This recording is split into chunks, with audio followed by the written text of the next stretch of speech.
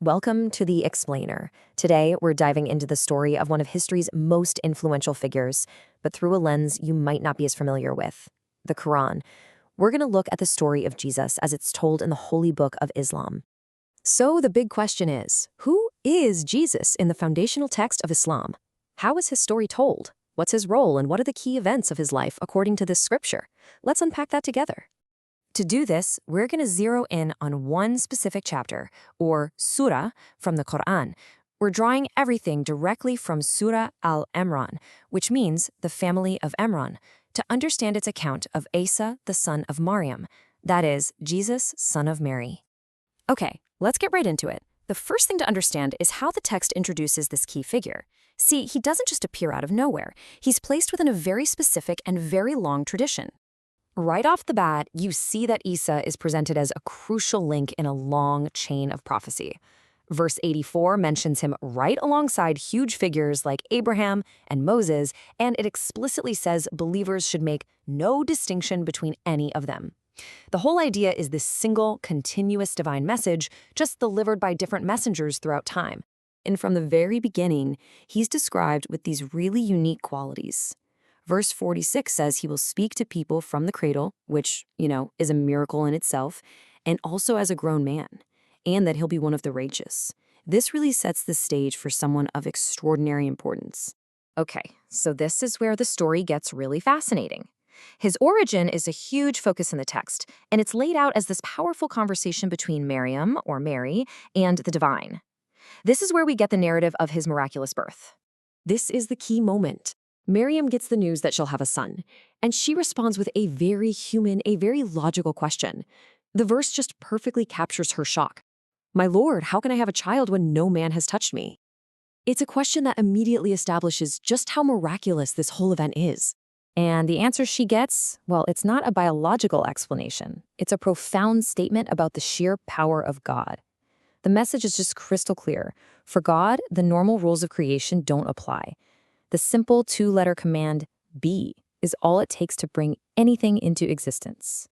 So, with his origin established as a direct act of God, the text then gets into Isa's mission to the children of Israel, and this mission is backed up by some truly extraordinary signs and miracles. I mean, listen to this list from verse 49. He creates a bird from clay and breathes life into it. He heals the blind and the leper. He even brings the dead back to life. But, and this is so important, look at the phrase that's attached to every single one of these acts. By God's leave. That qualifier is absolutely crucial because it reinforces that the power isn't coming from Isa himself. It's flowing through him, from God. And what's really key here is his purpose. It wasn't to start something completely new from scratch. Verse 50 says he came to confirm the Torah, the scripture given to Moses, and to clarify certain laws.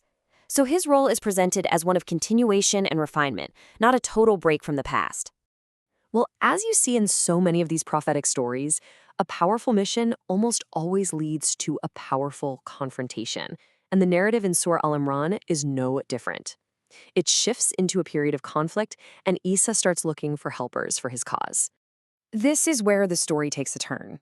Isa begins to sense that his message isn't just being ignored, it's being actively rejected. He feels this growing disbelief from the people around him, and that opposition really sets the stage for what happens next. So, faced with this growing rejection, he makes this incredibly direct appeal. It's a powerful question that gets right to the heart of his struggle. Who will be my helpers for God? He's looking for allies, for anyone who will stand with him and for his message. And the response he gets is immediate and it is powerful.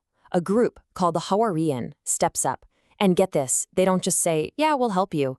They declare, "We are God's helpers." They affirm their faith directly in God and ask Isa to bear witness that they are Muslims.